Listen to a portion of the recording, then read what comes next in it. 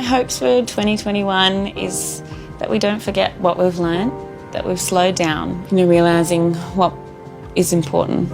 Speeding up the beginning of the end of the pandemic, the Royal Melbourne Hospital has added its might to Victoria's vaccine rollout. In a matter of weeks, it'll shift from 5 days a week to 7 in order to vaccinate around 15,000 hospital workers. These three remarkable Melburnians got the full royal treatment on the banks of the Yarra. People that have cared for others during a very stressful time. I actually didn't believe the phone call when I first received it. A first look inside the convention centre as its vaccination hub expands. Enough room for 2,400 people each day.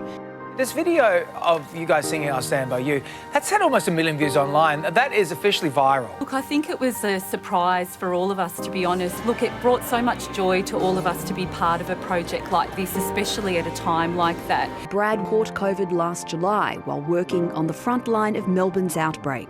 My COVID was quite mild. We had the young and old coming in with COVID. Most of those ended up on life support. Melbourne is once again on the brink. I think that now that we are seeing how easily COVID outbreaks can happen in the community, it's a great chance for those people to go and speak to their doctors, think about their own risk and have another think about the urgency of getting vaccinated. You witnessed emergency rooms reach capacity last year. Are hospitals ready for a repeat? Oh, absolutely, we're ready, Carl. Good morning. We're well trained. We're ready to upscale should this outbreak get worse. Obviously, the new variant has got everyone scratching their heads, and it's a concern because we don't really understand where it's come from.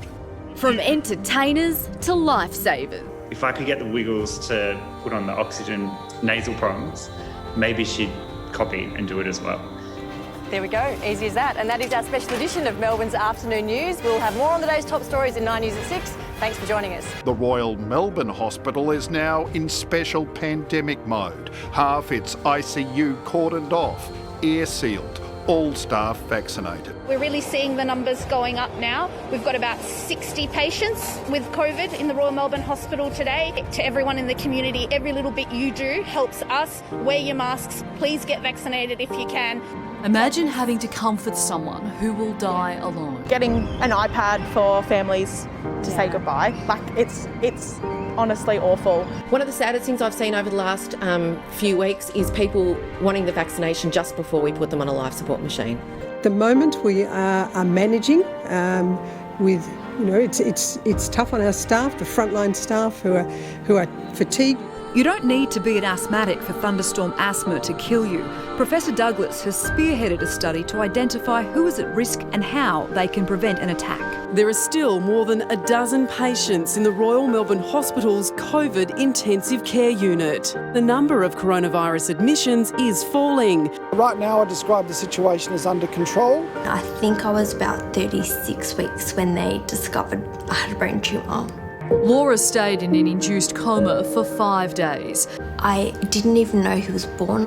She was having major trouble with her speech and swallowing. But slowly that kept on improving and she's really made a very good recovery. 900 hospital staff from around the world joined in a virtual ensemble. Healthcare colleagues in Japan, across the UK, in Norway, in Ireland. Hey, do you need some help? Do you want to come and sing with us? It worked for us. Daniel Andrews toured the site of the Royal Melbourne's new acute mental health facility. I think this is going to make an enormous difference to the way we manage people and do care for people with mental health. So I spent 66 days in ICU. 60 of those days, I believe I was on the ventilator.